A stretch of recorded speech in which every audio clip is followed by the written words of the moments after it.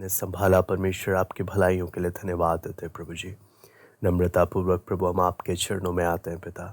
आपका वचन जब हम सीखने के लिए इकट्ठा हुए प्रभु, आपसे विनती प्रार्थना करते हैं प्रभु, आप अपने वचन को आप हम एक एक को खोल कर दें, हम एक एक से बात करें प्रभु, हम एक एक से बात करें पिता, हम एक एक के जीवन में आप कार्य करें। हम नम्रतापूर्वक आपके चरणों में आते हैं प्रभु, आपका अनुग्रह चाहते हैं। आए के सारी बातों को हम आपके हाथ में सौंपते हैं, सरादर महिमा के लिए हम आपको देते हैं। प्रार्थना प्रभु यीशु मसीह के नाम से हम मांगते हैं, आमीन। मैं परमेश्वर का धन्यवाद देता हूँ। प्रभु ने हम प्रत्येक को एक मौका दिया एक बार फिर इकट्ठा होने का। हम लोग परमेश्वर के वचन से यूहन्ना 3 अध्याय उसका 22 से लेकर हमने 30 तक में हमने देखा परमेश्वर के वचन में कि किस प्रकार यूहन्ना और प्रभु यीशु मसीह की सेवकाई आमने सामने जब आ गई, एक क्लैश सा होने लगा। यूहन्ना के चेले और यूहन्ना को आकर बोलते हैं तुझे सब छोड़कर जा रहे हैं। तो उस समय में यूहन्ना का जो समर्पण, यूहन्ना का जो बात यूहन्ना जो बोलता है कि हमने देखा उस प्रभु के दास यूहन्ना के बारे, बपतिस्मा देने वाले के बारे में, कि 1% भी अंदर जलन नहीं है बल्कि और प्रसन्न हो रहा। तो हम उसके जीवन में जब हम देखते हैं उसी के बारे में, जब आप देखते हैं लूका 1:44 भी आप जब पढ़ लेते हैं, एक बार मैं चाहूँगा उसे पढ़ते हुए हम लोग आगे बढ़े। लूका 1 अध्याय उसका 44वां वचन।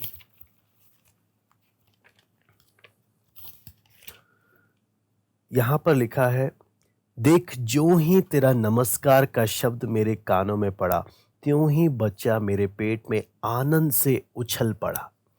यानी यहाँ पर आप देखें यूहन्ना बपतिस्मा देने वाले के जन्म से पहले ही, हाँ, माँ के गर्भ में ही वचन यहाँ पे लिखा है कि वो आनंद के साथ उछल पड़ा, आनंद से भर गया। वचन में हम देखते हैं ये एक ऐसा बालक है जो माँ के गर्भ में ही पवित्र आत्मा से भरपूर था, और जैसे ही आवाज सुना, है ना, तो आनंद से भर गया कि ये एक राजदूत है। इसका कितना उसका आनंद को जब हम देखते हैं, और जब उससे पूछा गया, यूहन्ना 1:23 भी मैं चाहूंगा हम पढ़ लें एक बार। यूहन्ना 1:23 यहाँ पर हम देखते हैं, उसने कहा जैसा यशाया भविष्यद्वक्ता ने कहा, मैं जंगल में एक पुकारने वाले का शब्द हूं कि तुम प्रभु का मार्ग सीधा करो। तो अपनी पहचान के विषय में यूहन्ना बोलता है, मैं केवल एक आवाज हूं, मैं मेन व्यक्ति नहीं हूं, मैं केवल एक आवाज हूं। मैं जिधर की ओर इशारा कर रहा हूं उसके पास ही जाओ। हाँ, मुझे मेन स्टेज नहीं चाहिए, मुझे कोई महिमा नहीं चाहिए, मुझे किसी का मान सम्मान नहीं चाहिए, है ना। कहने का मतलब उस समर्पण में है कि अवश्य है, बहुत ज़रूरी है कि वो बढ़े और मैं घटूं। हम प्रतिदिन अपने जीवन को जांचें कि हम कितना उस समर्पण में आ रहे हैं कि प्रभु, प्रतिदिन प्रभु मेरा स्वभाव घटता जाए, लोग मेरी आदतों को ना देखें। मैं आपको बोलता हूँ जितना हम वचन सीखते हैं, मैं अपना ही अनुभव, मैं इस बात को जानता हूँ कि जितना वचन सीखते हैं दिखता है कि कितना हमारे स्वभाव में बदलने का आवश्यकता है, कितना बदलने का आवश्यकता है। जितना वचन हम सीखने लगते हैं उतना हमें अपनी गलतियां हमारे सामने, हमारे कमियां हमारे सामने प्रकट होने लग जाती हैं। लेकिन अगर वचन सीखते वक्त अगर मुझे मेरी कमियां ना दिखे तो फिर कुछ गड़बड़ है। वचन में परमेश्वर की इच्छा क्या है? मसीह का स्वभाव मेरे जीवन में दिखना, मसीह का स्वभाव। लेकिन मसीह का स्वभाव दिखना है तो मेरी आदत को घटना, मुझे घटते जाना है और प्रभु ने मेरे जीवन में बढ़ते जाना है। मसीह का स्वभाव दिखना है तो जितना, मैं इस बात को मैं 100% बोल सकता हूँ, जितना हम सच्चे मन से परमेश्वर के वचन को सीखते हैं, जितना ज़्यादा हम सीखते जाते हैं, उतना ज़्यादा हमें हमारी कमियां नज़र आने लग जाती हैं, और परमेश्वर हमें दिखाता है कि इन इन क्षेत्रों में बहुत सुधार की आवश्यकता है, इन इन क्षेत्रों में, हाँ, किन किन बातों को सुधारना है। क्योंकि हम अगर जब वचन नहीं सीखते तो उसका नुकसान क्या हो जाता है, हमें हमारी कमियां दिखती नहीं है। जैसे वचन में हम पढ़ते हैं, मनुष्य का सारा चाल चलन उसकी नजर में ठीक रहता, लेकिन परमेश्वर मन को जांचने वाला। क्या मैं परमेश्वर के वचन के दृष्टिकोण से अपने इस आदतों को देख रहा हूं? आपको मालूम है, आप और मैं, हम सब जब वचन सीखते हैं, हमारा उद्देश्य केवल एक ही है कि प्रभु, इन वचन के द्वारा मेरे को ज्ञान नहीं बढ़ाना, मेरी आदत में फर्क आना, मेरे स्वभाव में फर्क आना है। दुनिया ने मुझ में यीशु को देखना है, इसलिए अवश्य है कि मैं घटता जाऊं और वो मुझ में बढ़े, वो मुझ में बढ़े। दुनिया की सोच और एक विश्वासी की सोच में कितना अंतर है। दुनिया में लोग अपने आप को दिखाने के लिए मेहनत करते हैं, लेकिन एक विश्वासी को जब परमेश्वर के लोगों को मालूम है हम इंसान पापी और भ्रष्ट हैं, हमें अपने आप को नहीं दिखाना, हमने घटना है और मसीह को हमें लोगों ने देखना है। हमारा स्वभाव को नहीं देखना, मसीह का स्वभाव को हमें देखना है। और आप देखिए यूहन्ना बपतिस्मा देने वाले के विषय में भी, कि बोलता है मुझे एक आवाज बनकर ही रहना है। जब इससे पूछा गया अपनी पहचान बता, बोल सकता था मैं याजक का बेटा हूं, हाँ, मैं एक नाज़ीर हूँ, मैं परम प्रधान का भविष्यद्वक्ता करके भविष्यवाणी मेरे लिए की गई है। कहने को बहुत कुछ बोल सकता था, लेकिन अपने विषय में क्या कहा? मैं केवल एक आवाज हूं, मैं केवल एक आवाज हूं। हमने जो परमेश्वर के वचन में जो लूका 1:44 में हमने यही देखा कि जन्म के समय वो कितना आनंद से भर गए। यूहन्ना 1:23 में हमने देखा कि वो बोलता है कि मैं केवल एक आवाज हूं। फिर यूहन्ना 1:6 से 8 में जब हम पढ़ते हैं तो लिखा है, एक मनुष्य परमेश्वर की ओर से आ उपस्थित हुआ जिसका नाम यूहन्ना था। वो गवाही देने आया कि ज्योति की गवाही दे ताकि सब उसके द्वारा विश्वास लाएं। वह आप तो वह ज्योति ना था, पर उस ज्योति की गवाही देने के लिए आया था।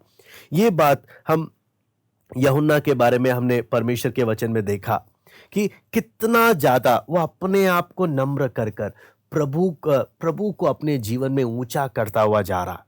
हम भी अपने जीवन में इस समर्पण के साथ आना बहुत जरूरी है। एक बार मैं, आप सब हडसन टेलर प्रभु के दास के विषय में जानते हैं, मिशनरी जो चाइना में जाकर जिन्होंने सेवकाई किया, तो आप उनके बारे में भी, एक बार जब वो ऑस्ट्रेलिया में गए तो एक प्रभु के दास ने बोला ये बहुत बड़े श्रेष्ठ प्रभु के दास हैं कर कर उनको बुलाया गया। लेकिन आपको मालूम है, उन्होंने, वो जब वहां पर आए, उन्होंने सामने स्टेज में आकर बोला, मैं एक छोटा सा तुच्छ दास हूं उस महान परमेश्वर का। यानी परमेश्वर महान है, मैं महान नहीं हूं। मैं, परमेश्वर है जो आदर के योग्य है, मैं आदर के योग्य नहीं। ये एक सबसे बड़ी बात एक परमेश्वर के जन अपने जीवन में देखते हैं, अपने जीवन में पहचानते हैं कि अवश्य है, बहुत जरूरी है कि वो बढ़ता जाए, मैं घटता जाऊं। और ये काम सिर्फ एक बार का नहीं है, ये काम प्रतिदिन का है। प्रतिदिन मैं अपने जीवन से जांचते हुए जाऊं कि मैं कितना घट रहा हूं, मेरा स्वभाव में कितना फर्क आ रहा है, या मैं वैसे का वैसा ही हूं। वचन सीखने के बाद भी अगर मेरे जीवन में आदतों में फर्क नहीं आ रहा, तो वचन जिधर जाना चाहिए वचन जा नहीं रहा। या तो चिड़िया, या तो शैतान वचन उठाकर लेकर चले जा रहा है मन से, या मेरा मन बहुत कठोर है, अंदर अच्छी भूमि नहीं है। हाँ, आपको इसलिए वचन में प्रभु यीशु मसीह भी दृष्टांत में यही बोलते हैं कि आप अगर देखेंगे चारों प्रकार की भूमि में सिर्फ एक एक भूमि के बारे में बताया गया। बीज 4 भूमि में गिरा, लेकिन एक में फल आ रहा है, और उसमें भी आप देखेंगे उसमें भी सब में पूरा नहीं आ रहा, कोई 30 गुना। यानी आप 30 गुना देखेंगे तो मतलब 70% वचन उसके जीवन में काम नहीं कर रहा, सिर्फ 30% उसके जीवन में काम कर रहा है। फिर 60 बोल रहे हैं तो इसमें 60% वचन काम कर रहा है, 40% इसके जीवन में काम नहीं कर रहा। सिर्फ बहुत ही कम में जाकर बोलता है कि इसके अंदर 100% वचन काम कर रहा। हम अपने जीवन में देखें कि जो वचन हम सीख रहे हैं कि मेरे जीवन में कितना वचन काम कर रहा है। अगर मैं बोलता हूं मैं 100% उस अच्छे मन का, उस वैसे मन का व्यक्ति हूं, क्या सच में 100% मेरे जीवन में वचन काम कर रहा है? अच्छी भूमि में भी परमेश्वर बोलता है, अच्छी भूमि में भी 100% सब में काम नहीं करता, कुछ लोगों में सिर्फ 30% ही काम करता है। 70% फेल हो जाता, हाँ, किसी में 60%, 40% फेल हो जाता। तो बहुत बड़ी बात है जब हम अपने जीवन में देखें कि प्रभु मुझे उस समर्पण में लेकर आ, जितना मैं सीखूं प्रभु वो 100% मेरे जीवन में वो काम करने वाला बन जाए, वेस्ट ना हो। उसके लिए उस समर्पण में आना, सारी बात हमारे जीवन में उस समर्पण की बात वहां पर आ जाती है। इसलिए यूहन्ना 3 अध्याय जो उसके आगे हम जब देखते हैं, 30 तक हमने पढ़ा था, उसका 31 से लेकर आज हम 36 तक हम पढ़ेंगे। यूहन्ना 3 अध्याय उसका 31 से 36। जो ऊपर से आता है वो सर्वोत्तम है, जो पृथ्वी से आता है वो पृथ्वी का है और पृथ्वी की ही बातें कहता है। जो स्वर्ग से आता है वो सबके ऊपर है। जो कुछ उसने देखा और सुना है उसी की गवाही देता है और कोई उसकी गवाही ग्रहण नहीं करता। जिसने उसकी गवाही ग्रहण कर ली उसने इस बात पर छाप लगा दी कि परमेश्वर सच्चा है, क्योंकि जिसे परमेश्वर ने भेजा है वो परमेश्वर की बातें कहता है, क्योंकि वह आत्मा नाप नाप कर नहीं देता। पिता पुत्र से प्रेम रखता है और उसने सब वस्तुएं उसके हाथ में दे दी हैं। जो पुत्र पर विश्वास करता है अनंत जीवन उसका है, परंतु जो पुत्र की नहीं मानता वो जीवन को नहीं देखेगा, परंतु परमेश्वर का क्रोध उस पर रहता है। इसमें बहुत सारी बातें हम इसमें देख सकते हैं परमेश्वर के वचन में। आपको मैं यहाँ पर जब हम यूहन्ना रचित सुसमाचार देखते हैं, इस अध्याय को, 3 अध्याय को देखते हैं, तो कई बार यहाँ पर एक समस्या उत्पन्न हो जाती है। किस विषय में? कि कहाँ पर यीशु अपनी बात को समाप्त कर रहा है, कहाँ पर यूहन्ना जो चेला है जो लिख रहा है वो अपनी बात को कह रहा है। उसको पहचानने में कई बार यहाँ पर दिक्कत हो जाती है।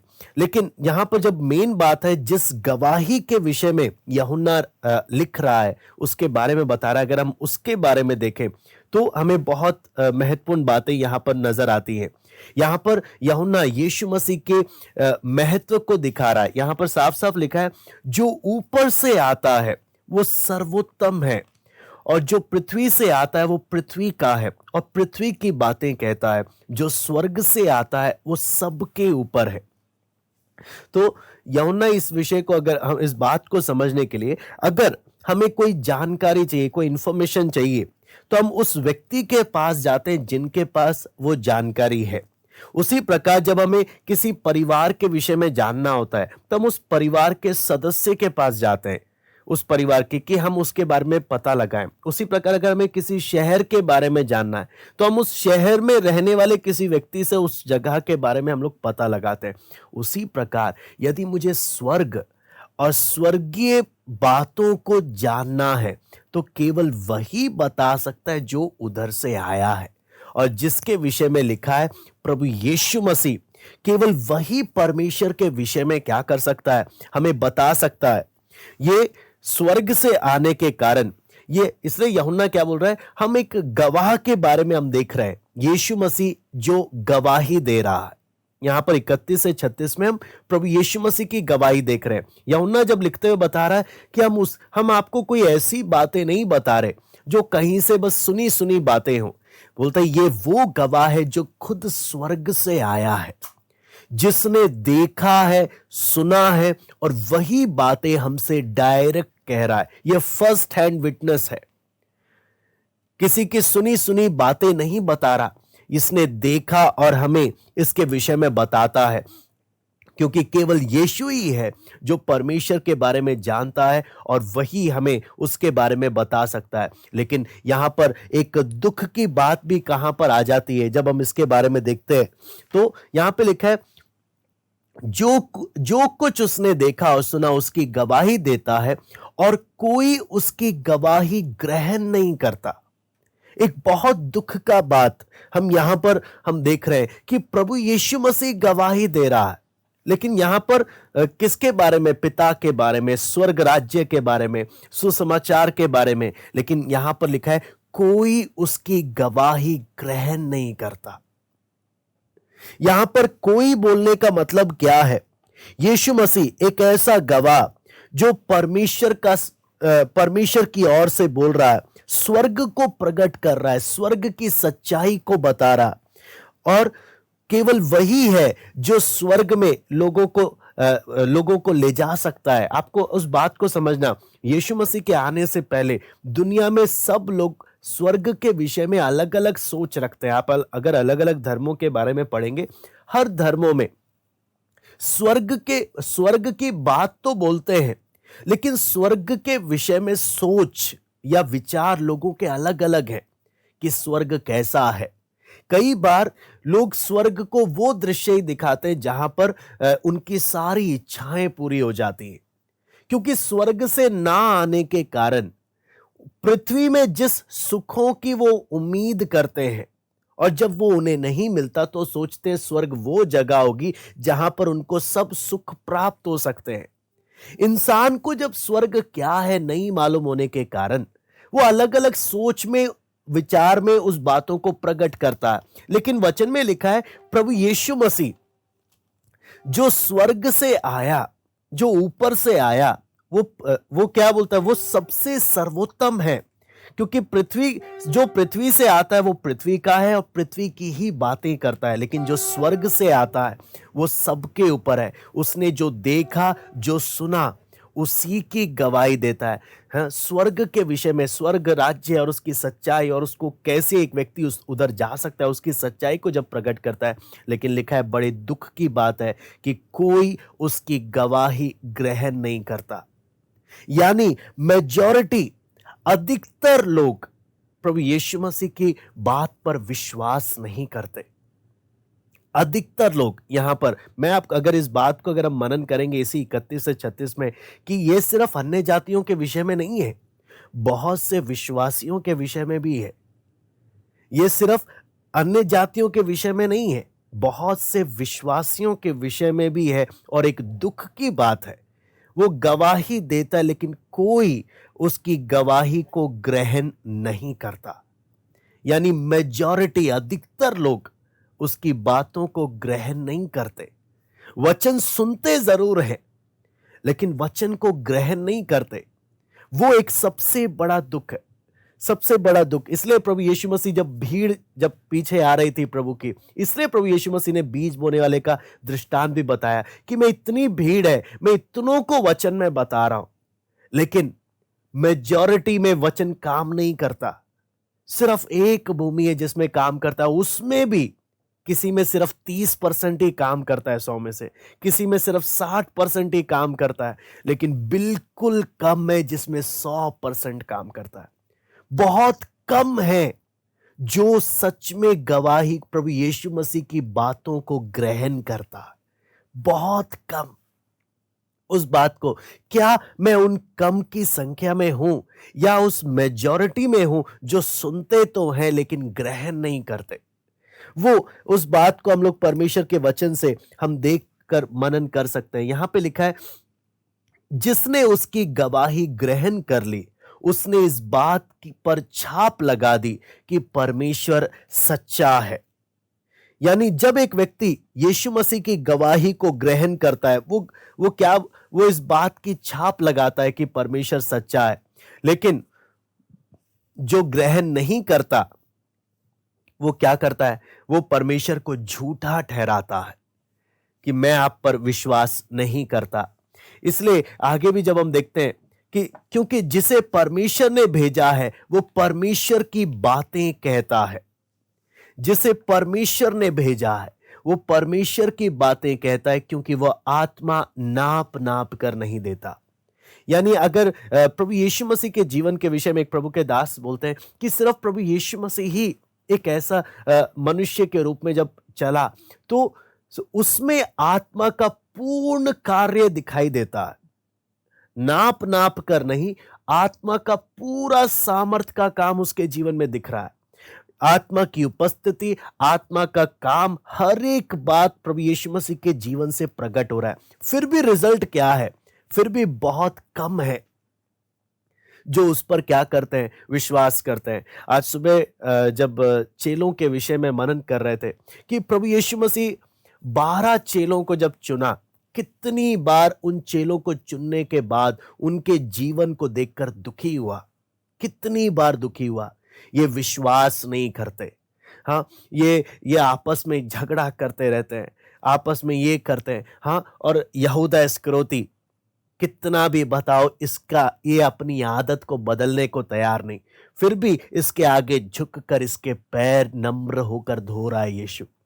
हाँ, कितनी कैसे यीशु एक एक 12 को सहा, फिर भी प्यार किया।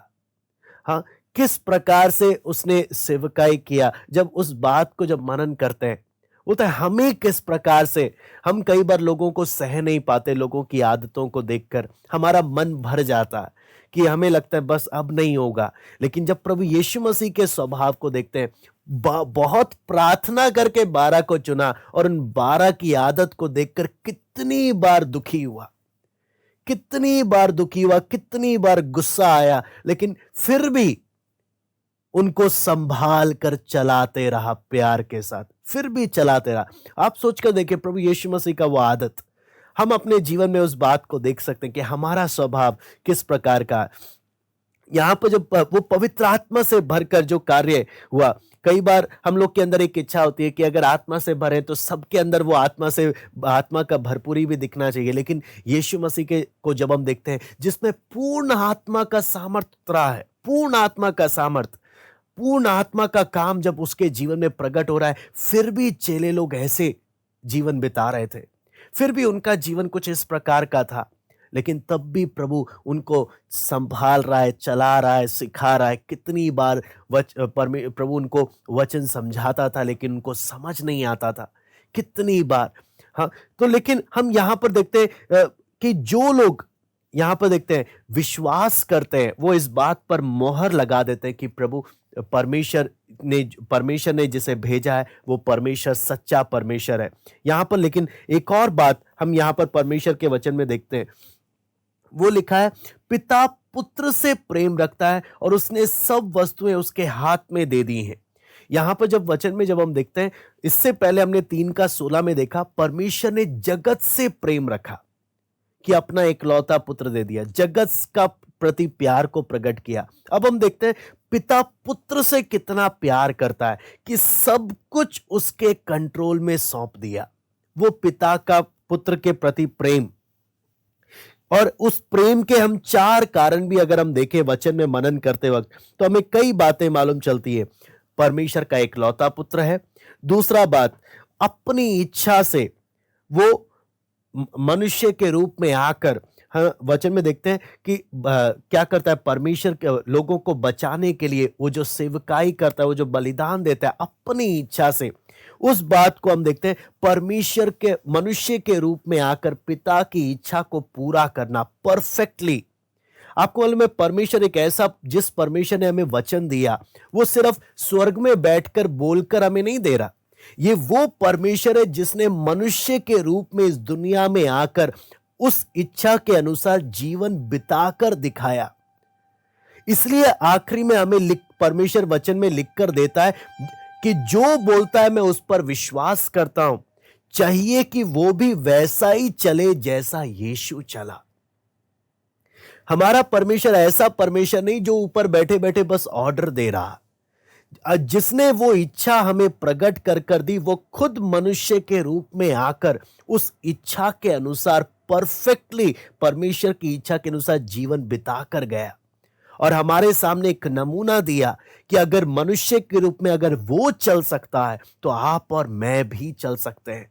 हमारे पास कोई बहाना नहीं है। हाँ, हम कभी नहीं बोल सकते प्रभु आपको नहीं मालूम।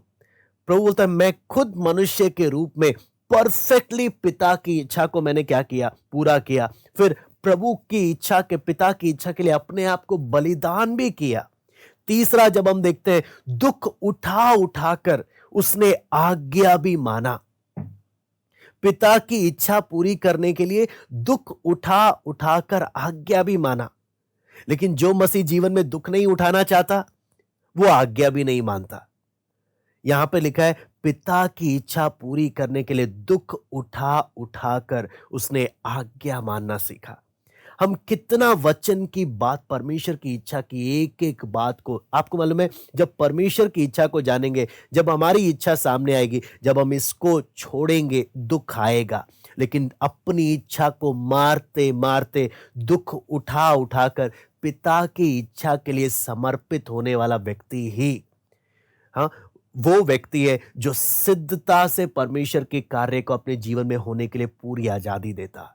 उसी में पवित्र आत्मा खुलकर कार्य कर पाता है। लेकिन कई बार होता है, प्रभु हम चलना तो चाहते हैं, हम प्रार्थना भी करना चाहते हैं, हम वचन भी सुन रहे हैं, लेकिन हम दुख नहीं उठाना चाहते।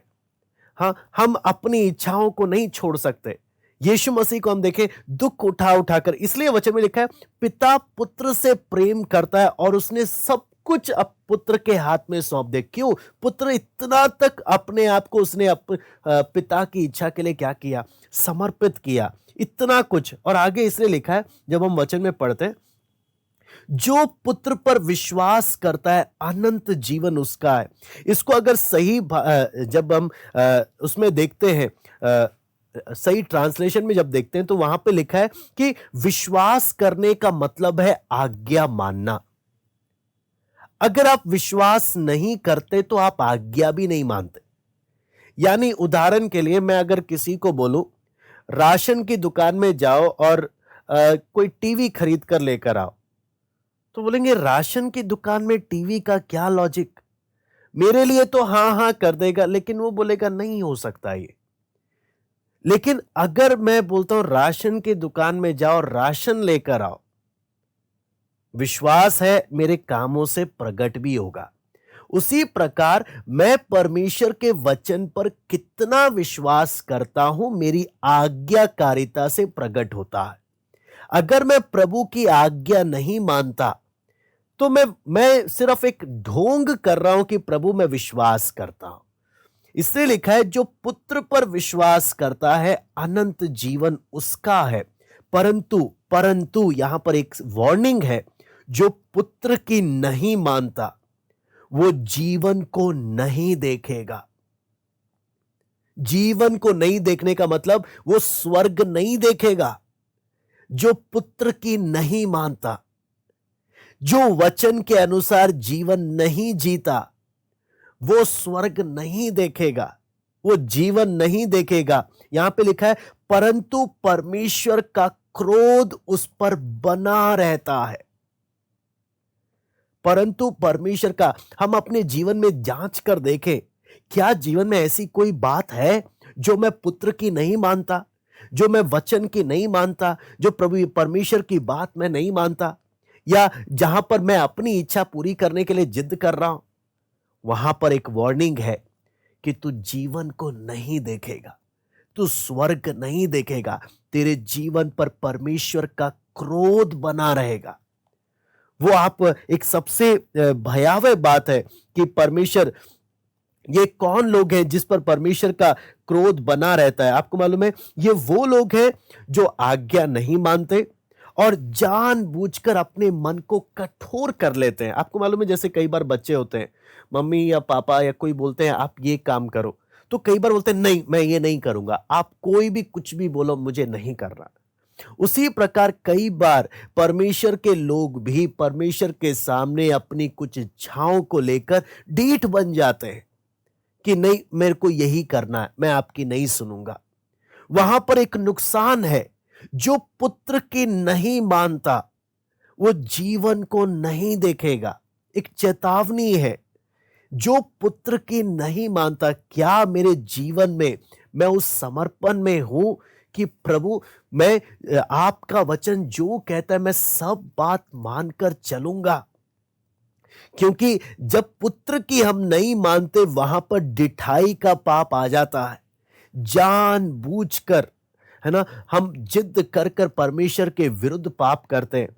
इसलिए यहां पे लिखा है, ये लोग कठोर हो जाते, जिद्दी हो जाते हैं और मन नहीं फिराते और परमेश्वर के प्रेम को तुच्छ जानते हैं और उसका इनकार करते हैं।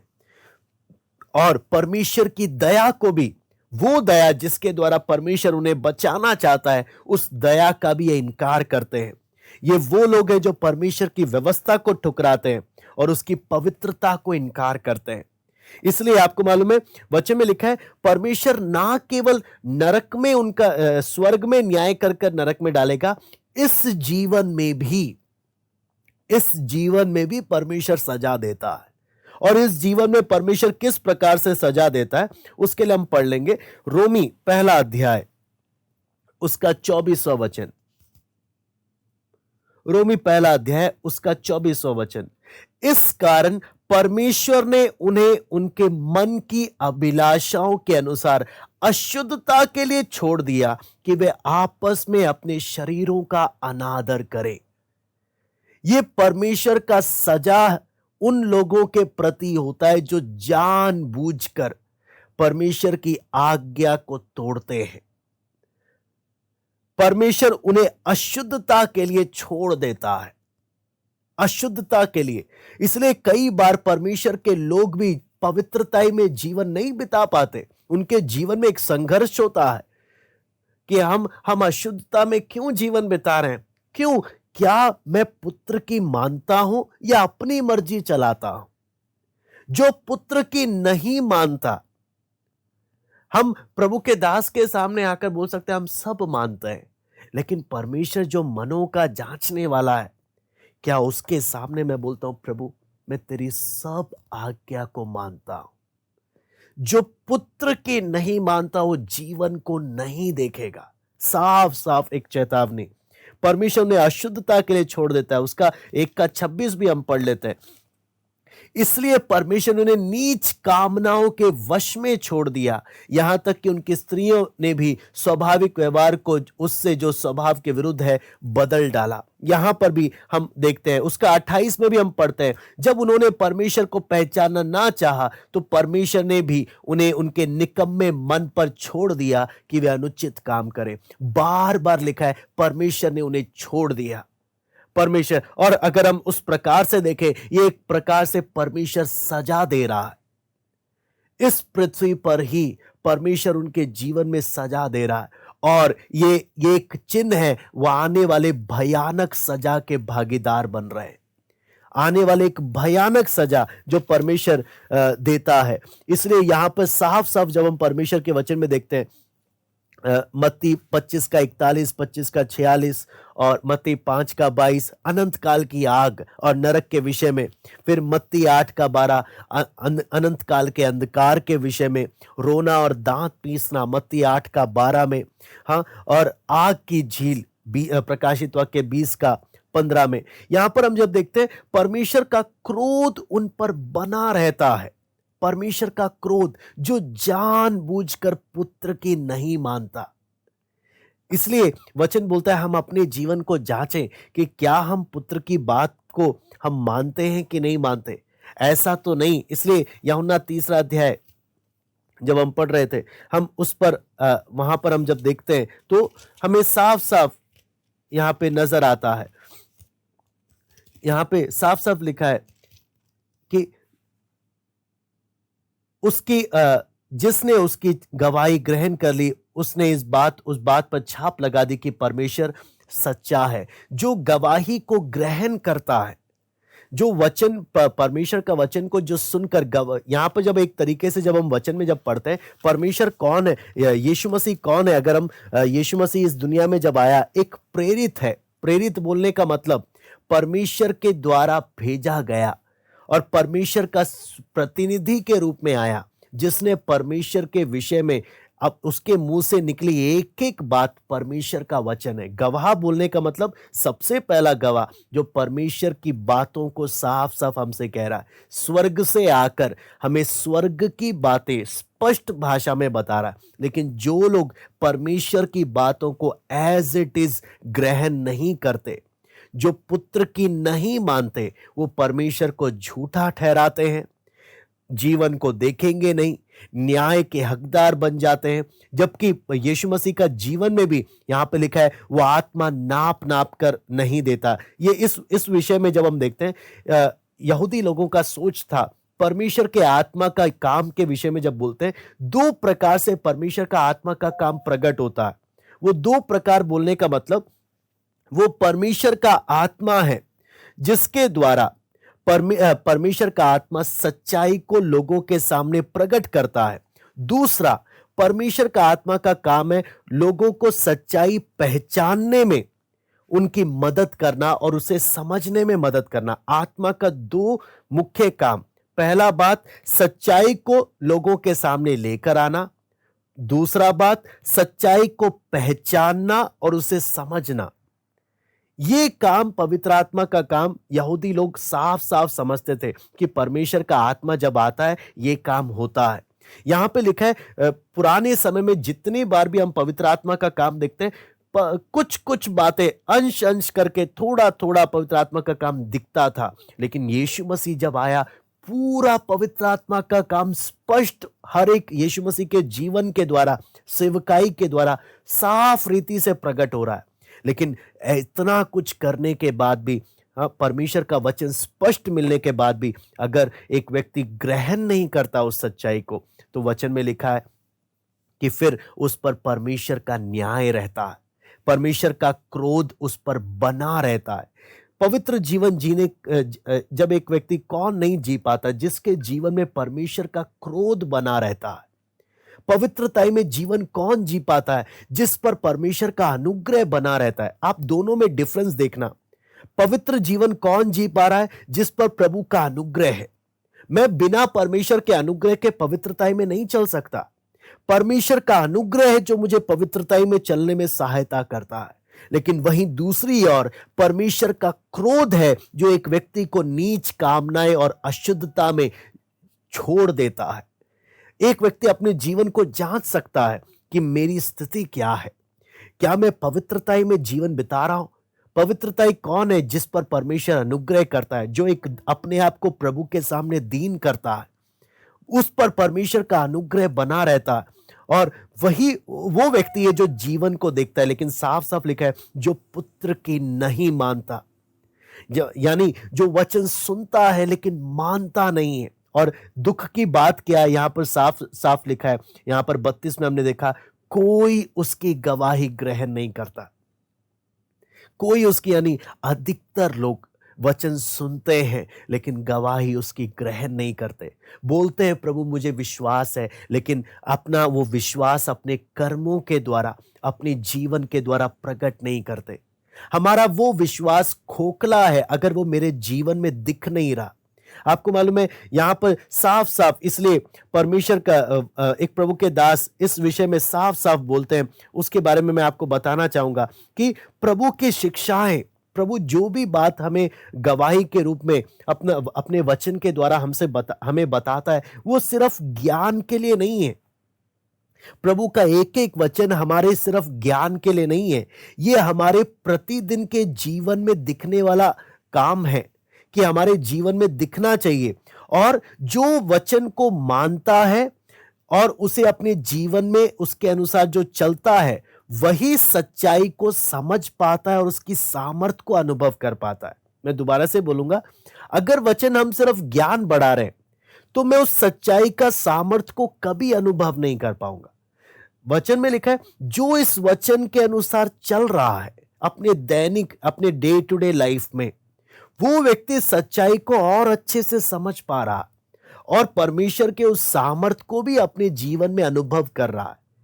लेकिन जो सिर्फ ज्ञान बढ़ाने तक सीमित रख रहा है या सुनने तक सीमित रख रहा है, उसके जीवन में कभी भी ये बातें प्रकट होकर नहीं आती, कभी भी प्रकट होकर नहीं आती।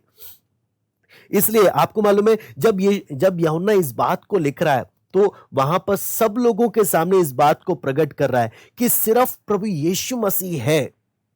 यहां पर नहीं लिखा कि यीशु को स्वर्ग की बुलाहट मिली है, यह नहीं लिखा कि स्वर्ग से सामर्थ मिली है। यीशु साफ साफ बोलता है मैं स्वर्ग से आया हूं। आप देखना फर्क, कितना बड़ा एक फर्क है।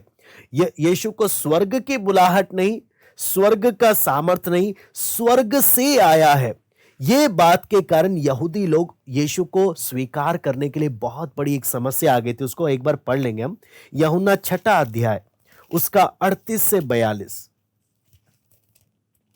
क्योंकि मैं अपनी इच्छा नहीं वरन अपने भेजने वाले की इच्छा पूरी करता हूं, पूरी करने के लिए स्वर्ग से उतरा हूं। आप यहां पर देखेंगे यीशु मसीह साफ साफ बोलता है, मैं दोबारा से पढ़ता हूं 38, क्योंकि मैं अपनी इच्छा नहीं वरन अपने भेजने वाले की इच्छा पूरी करने के लिए स्वर्ग से उतरा हूं। और मेरे भेजने वाले की इच्छा यह है कि जो कुछ उसने मुझे दिया है उसमें से मैं कुछ ना खोऊं, परंतु उसे अंतिम दिन फिर जिला उठाऊं। क्योंकि मेरे पिता की इच्छा यह है कि जो कोई पुत्र को देखे और उस पर विश्वास करे वह अनंत जीवन पाए, और मैं उसे अंतिम दिन फिर जिला उठाऊंगा। इसलिए यहूदी उस पर कुड़कुड़ाने लगे, क्योंकि उसने कहा, जो रोटी स्वर्ग से उतरी है वह मैं हूं। और उन्होंने कहा, क्या ये यूसुफ का पुत्र यीशु नहीं, जिसके माता पिता को हम जानते हैं? तो ये कैसे कहता है कि मैं स्वर्ग से उतरा हूं? आप यहां पर देखें, यहूदी लोग इसलिए प्रभु यीशु को स्वीकार नहीं कर पा रहे थे।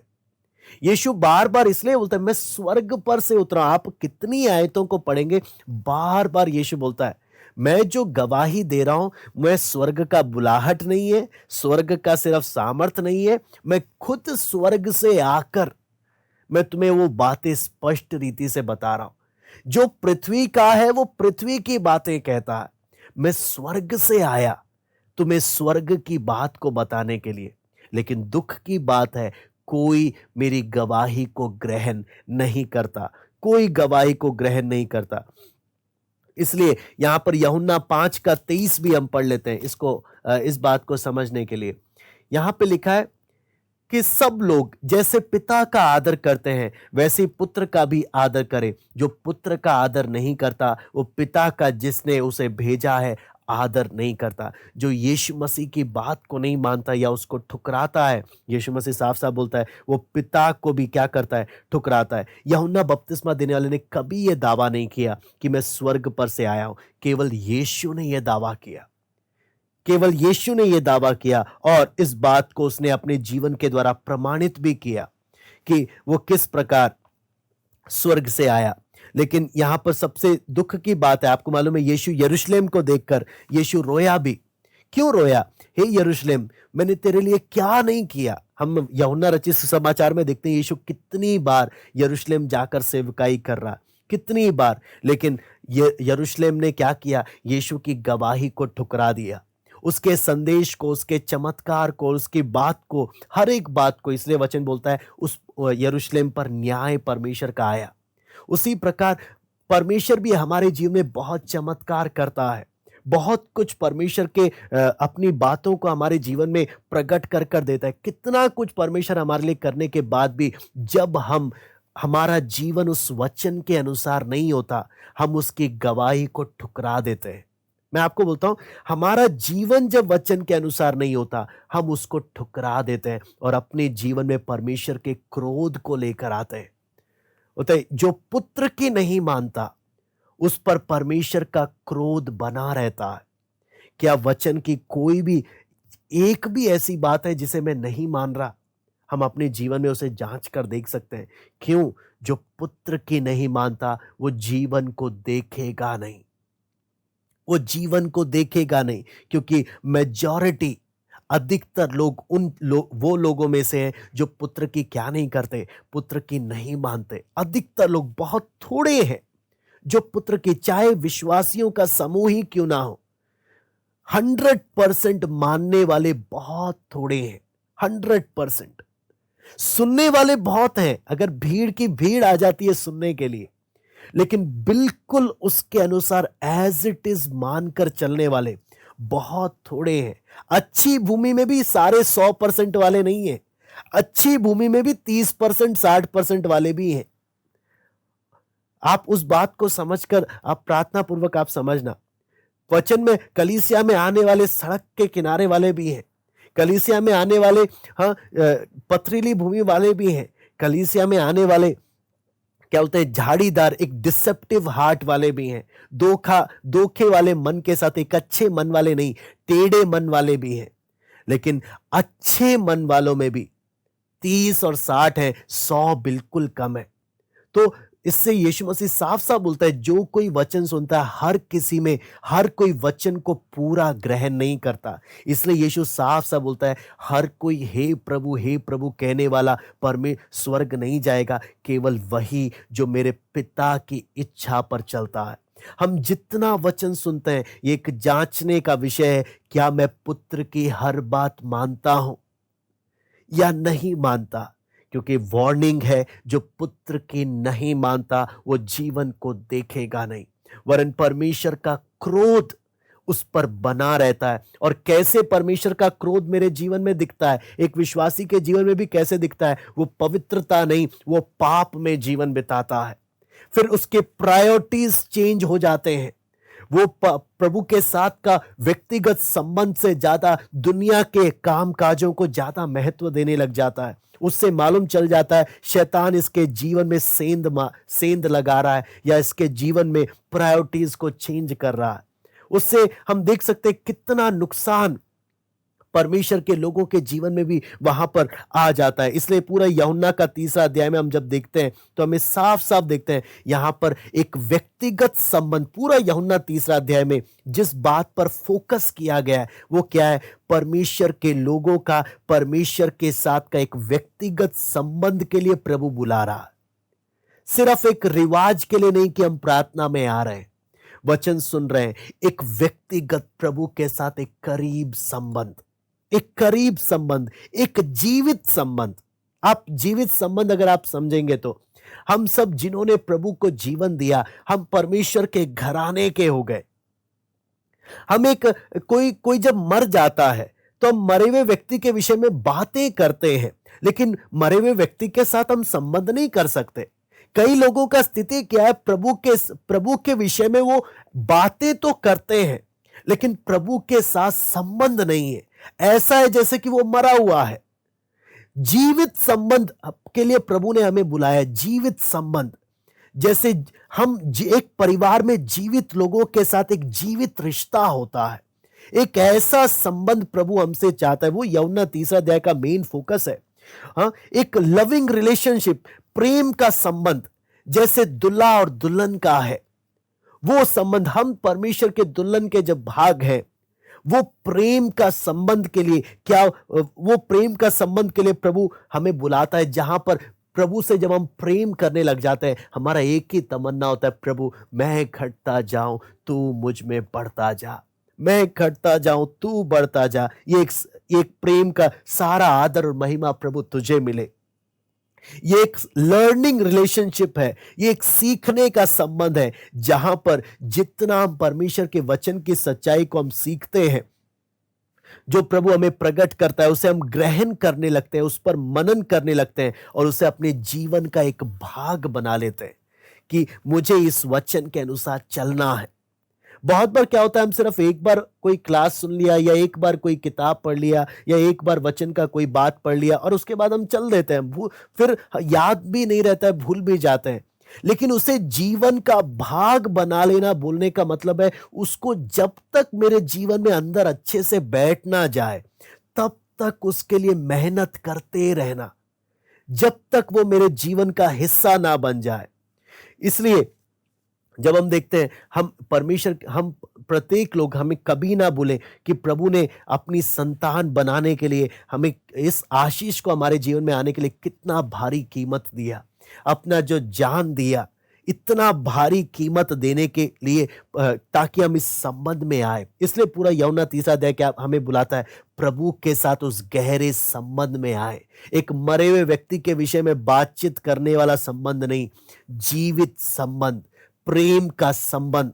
उस संबंध के लिए परमेश्वर एक एक को बुला रहा कि उस आज्ञाकारिता, पुत्र की माने, मेजॉरिटी मानती नहीं है, पुत्र की माने ताकि जीवन को प्राप्त करे। लेकिन जो पुत्र की नहीं मानता वो जीवन को नहीं देखेगा, वरन परमेश्वर का क्रोध उस पर बना रहता है। तो इसलिए हम एक एक अपने जीवन को परमेश्वर के वचनों के द्वारा हम जांच सकते हैं। आइए हम प्रार्थना करें। स्वर्गीय पिता प्रभु जी, हम आपको धन्यवाद देते हैं प्रभु, आपका वचन जब हम सीख रहे हैं प्रभु, आपसे विनती प्रार्थना करते हैं पिता, अपने जीवन को हम एक एक जांचने पाए। प्रभु आपका अनुग्रह चाहते हैं प्रभु, उस जीवित संबंध के लिए, उस प्रेम के संबंध के लिए और उस सीखने वाले संबंध के लिए, ताकि हम आपके करीब और करीब और करीब आते जाएं। आपका अनुग्रह चाहते हैं पिता, आपका अनुग्रह चाहते हैं। मूसा इस्राएलियों को परमेश्वर की व्यवस्था देते वक्त साफ साफ बोलता है, तुम चुन लो, तुम्हें जीवन चाहिए कि मृत्यु चाहिए, तुम्हें जीवन चाहिए, परमेश्वर की आशीष चाहिए या श्राप चाहिए। यदि तुम परमेश्वर की आज्ञा को मानोगे, तुम आशीष को प्राप्त करोगे, जीवन को प्राप्त करोगे। लेकिन जब तुम उसकी आज्ञा को नहीं मानोगे, तुम जीवन नहीं, तुम मृत्यु और श्राप को प्राप्त करोगे। यहोशू भी अपनी जीवन काल में सेवकाई के बाद इस्राएलियों के सामने यही बात रखता है, तुम चुन लो, तुम्हें चाहिए क्या, तुम किसकी सेवा करना चाहते हो। आज प्रभु हमें, हमारे सामने भी प्रभु यही बात आपका वचन कहता है। बहुत हैं जो पुत्र की नहीं मानते, पुत्र को ग्रहण नहीं करते, लेकिन वार्निंग है, जो पुत्र की नहीं मानता वो जीवन को देखेगा नहीं। गहरे संबंध के लिए बुलाया प्रभु, इन वचनों को मनन करने के लिए कृपा दे। हम एक एक से बात कर प्रभु, धन्यवाद देते हैं आज की संगति के लिए। आए के सारी बातों को हम आपके हाथ में सौंपते हैं, सरादर महिमा केवल हम आपको देते हैं। प्रार्थना प्रभु यीशु मसीह के नाम से मांगते हैं, आमीन। सबको जय मसीह की। प्रभु आप सबको आशीष दे।